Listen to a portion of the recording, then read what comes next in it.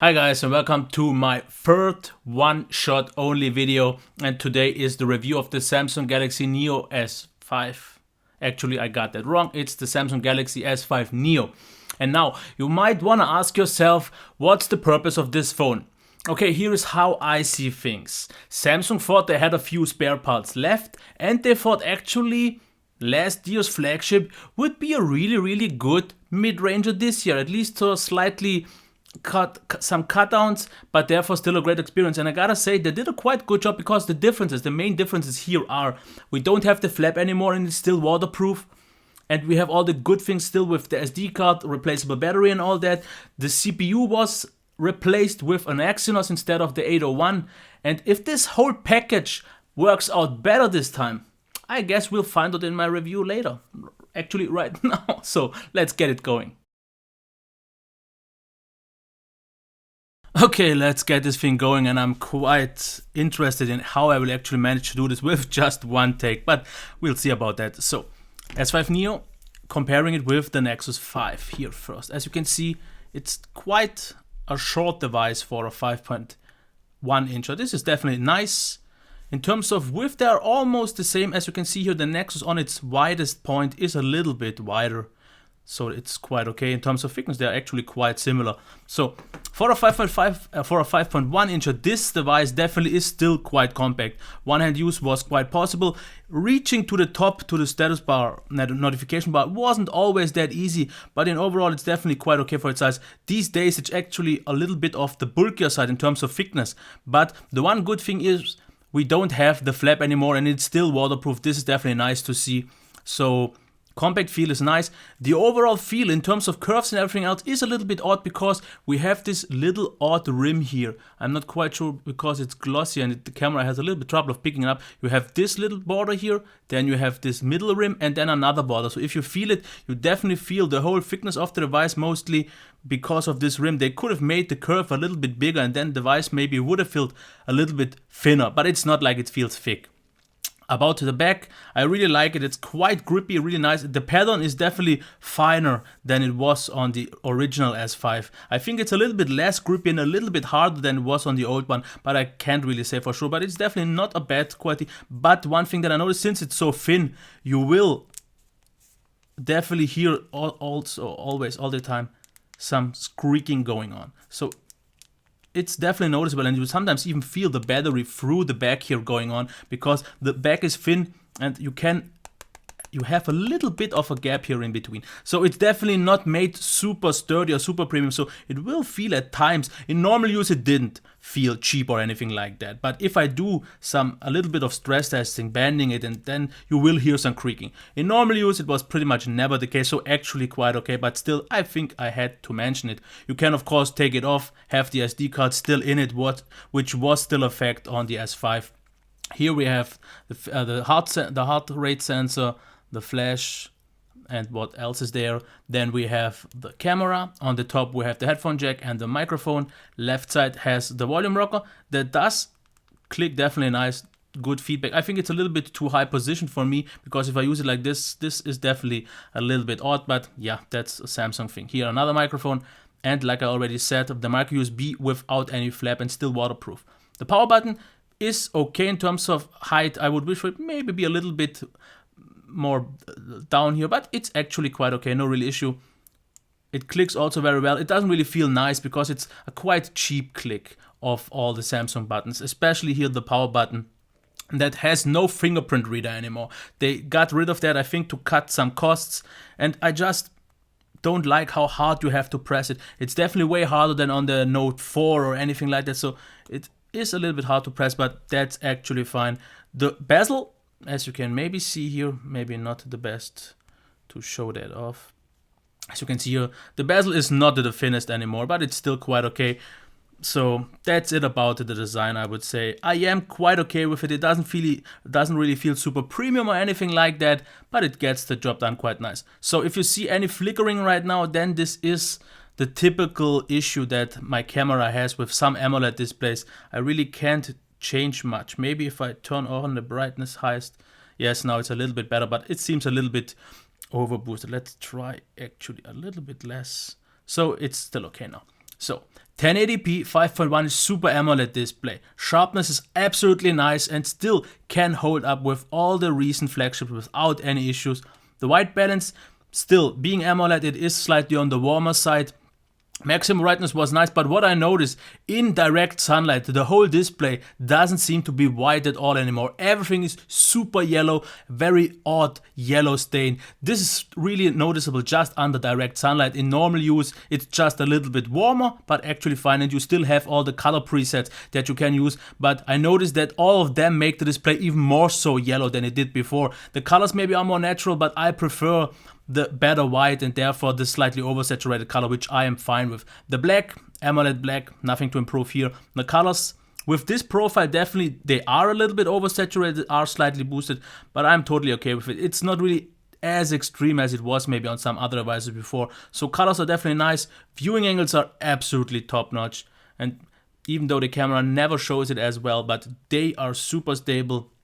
Really nice. So overall, it still is a display that can hold up with pretty much all the current flagships without any issue. Maybe it's not quite as bright anymore, but sharpness and everything else is just fine. The screen responsiveness, as you can see here, in terms of my gestures, works quite good. Not perfect, not as good as on some other devices, but definitely way better than on some of the Samsung devices I've used before. So definitely quite a nice display. Really, really good actually. So let's check the sound.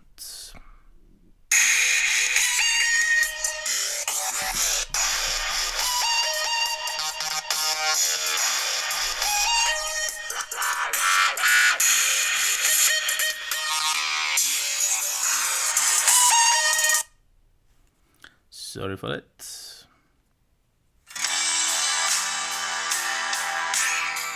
Okay, so not to drag this any further. The position on the back isn't great, and if you do it like this, you will actually muffle it even more so. But get used to one thing: if you have this device, you will have to cup your hand all the time, because if you don't do it, if you just do it like this, it isn't enough. You have to really carefully cup it so the sound actually reflects halfway decent. The maximum volume was okay. Sometimes I would have definitely wished for more, but in most cases this was fine. Not really any bass, mids were okay. The highs a little bit harsh at sometimes.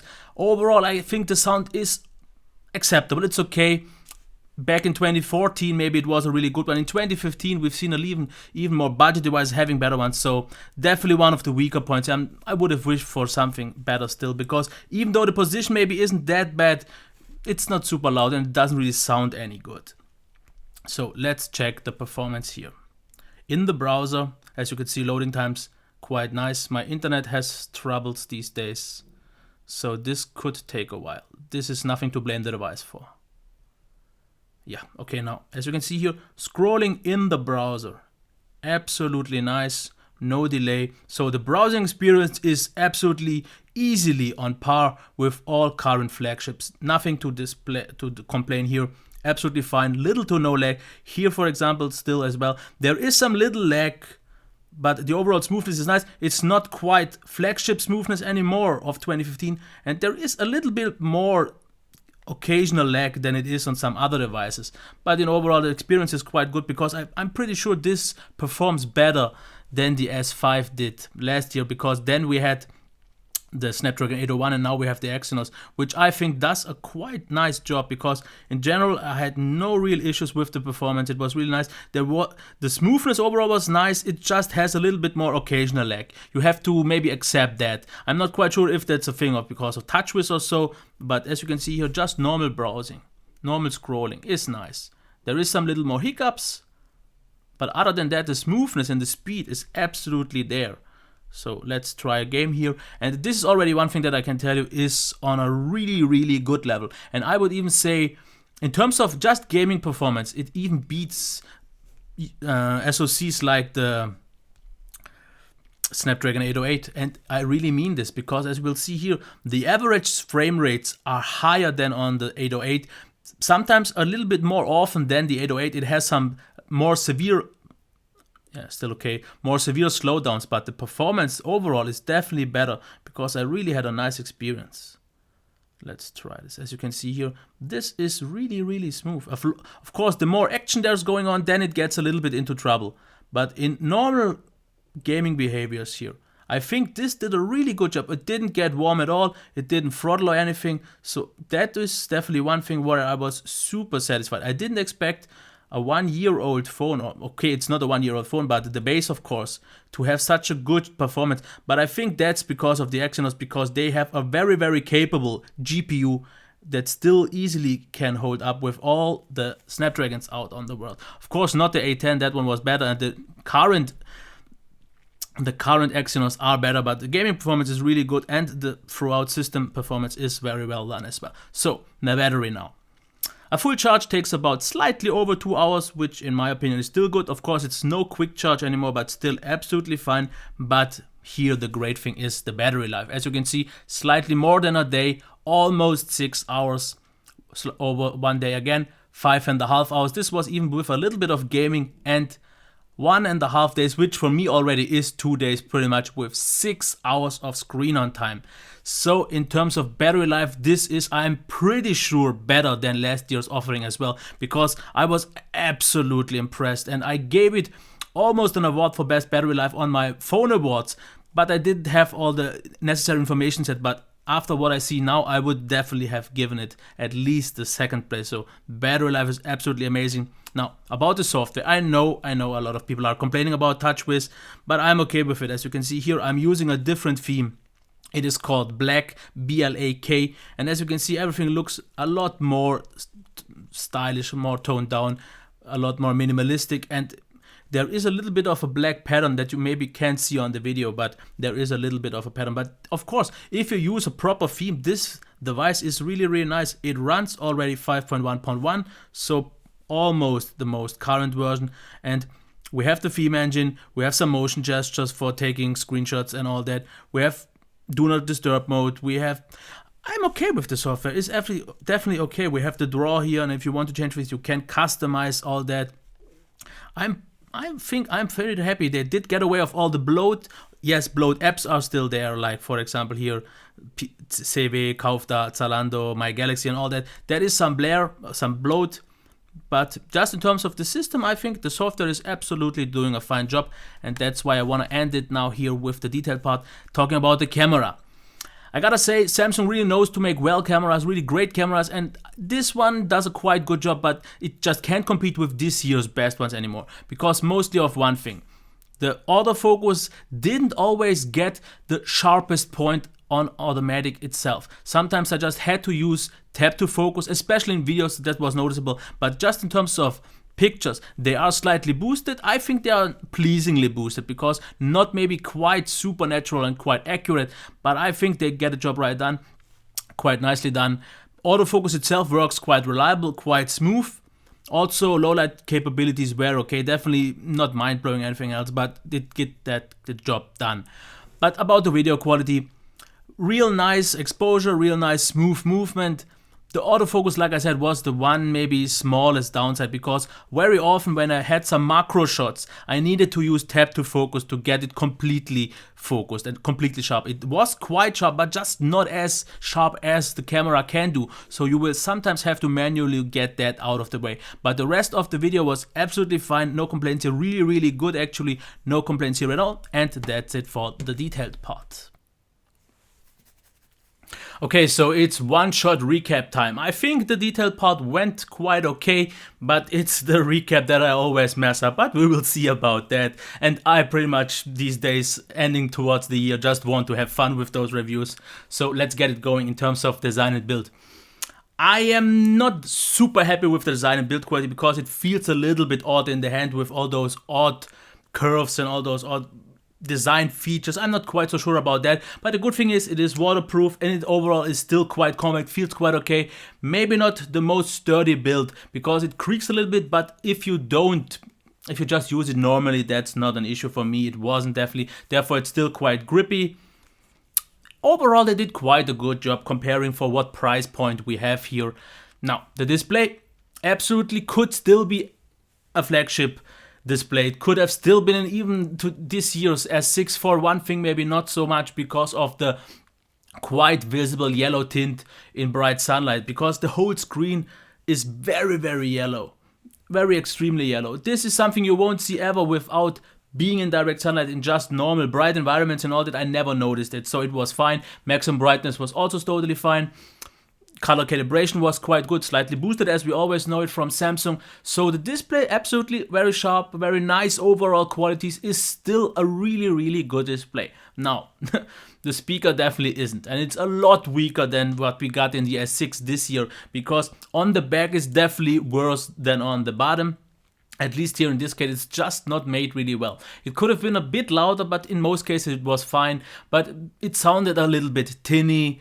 The highs were a little bit harsh and pretty much no rich body to it, no bass or mid, so that was a little bit weak. It gets the job done, but really don't expect too much, and you will have to cup it all the time, so that's definitely one thing to consider. Now the performance with now the Exynos inside instead of the 801, I gotta say I'm pretty sure it does perform better than the S5 did, because overall smoothness okay, mostly also because of Lollipop, but does a really good job. It was quite smooth, not quite flagship level smooth of this year, but that is to be expected. But I definitely think it performs way better than all of the slightly higher mid-range devices than we got, for example, with the Snapdragon 615. The Exynos definitely outperforms that one. In games, definitely, because it even outperformed the D808 in terms of games, at least from what I saw. But the usual casual normal workflow was better here than with the 615. So definitely I would recommend this being a, let's say, high-end mid-ranger over every other high-end mid-ranger, because the Exynos does a way better job here as well. It doesn't get warm, didn't notice any throttling, and the multitasking with just 2 GB is a little bit limited. That is something you will notice definitely. Now, battery life, absolutely, I would even dare to say phenomenal, because charging time slightly over 2 hours, absolutely fine, but I could easily get 5.5 to 6 hours on this device, and actually over the course of 2 days. The standby drain was a little bit flaky, because one time on mobile data it was like almost 1%, but usually on Wi-Fi it's way less than 0.5%, so quite good actually. I'm not quite sure if this one will get dosed with Marshmallow, but even if not, the battery life is phenomenal. I'm pretty sure that the 801 didn't manage to get that much, mostly because we get a quite small battery compared to how much battery life we get, and I think they did a great job here. Absolutely impressive battery life. Now, software, this will always be the thing. It's a Samsung, it has TouchWiz. Some people are okay with it, some people maybe actually like it, and then there are still a lot of people that simply can't stand it, and just because of that would say, no, I don't want this phone. And I get those people, kind of, but if they would maybe actually use the phone for a period of time, give it a little bit of chance, I'm okay with it, because I was also always against Samsung's TouchWiz, but this year in every phone I used it, I had no problems with it. I actually enjoyed it because the theme engine makes it look a lot nicer, and the overall capabilities are absolutely there. No, not really any gimmicks. The bloat apps can be uninstalled, so it definitely is fine. And since it's a Samsung device, still the custom ROM options for XDA could be there, but I'm not quite sure about that, since it's a Neo and not the real S5. So I think the normal S5 here definitely has the upper hand still, just in terms of XDA qualities, root and all that. But yeah, the camera, so I never used the old S5, the original one, but from what I see here, if you just want to take pictures, absolutely fine. Does a really great job, really sharp pictures. Sometimes the autofocus didn't properly focus, so you need a tap to focus, but then it was nice. The exposure was great, colors were great, everything absolutely still on a high-end level, but of course not S6 flagship level also. It is still a 1 year old, but it definitely beats pretty much every camera in the mid-range sector, even in the higher mid-range sector, without any doubt. And the same goes for videos. It was only the tap to focus on macro shots that was necessary. Other than that, you could just record as you wanted to with really great results. So where does it stand now? With a price point of around 300 euros here right now, yes, it is a little bit cheaper than the S6, because this one you can get these days for about 400 euros already. So there's not too much of a difference, but here you get the SD card, you get the replaceable battery, and then you get the waterproof design. So this still could be legit for a few people. We also get a very good performance overall, the way better battery life than the S6. So for some people I definitely could see this being the better choice compared to the S6. Now, comparing it to the old S5, the good thing is that you lose the flap. I'm pretty sure you have the better battery life, and you have all the good advantages or good benefits of the old one as well, with the better processor now. The only thing that you will have to get accepted not being there is the fingerprint reader and maybe some minor things that I wouldn't really worry that much about. So I think it's definitely better than the S5. And for around 300 euros, I think it's definitely a quite good priced contender, because what do we have in this category right now? The OnePlus X maybe, which won't deliver the battery life of this one. Performance could be a little bit better because of better optimization, but the overall qualities definitely are well worth the 300. If the price maybe even slightly drops, what I usually always see, at least here on Samsung devices, then this definitely is a well worth offer. Of course, there will still be a lot of people who won't even consider it because of Samsung and it being an older device, because they think it's an S5, it's already outdated with the S7 coming soon. But I think for what it is, for right now, for the current price, with the overall very high qualities, it's definitely worth taking at least a look at it. And if you then don't like it, it's another thing, but I really don't see too much wrong. It's just the speaker that maybe isn't the best, sunlight readability that isn't the best, that I don't really care so much about. Display is great, design is always a personal preference, so I think I gave you all the information you need. And if you need a little bit more, I have some questions, leave them in the comments below. If you have anything else, leave it a like if you want to. If not, don't. If you want more content of this, then I guess you should subscribe. If you liked the one take approach that I think is a little bit longer, let me know that as well. If you don't. And other than that, until next time, and I wish you a nice Christmas, because this should be the last video before Christmas. So until next time, bye.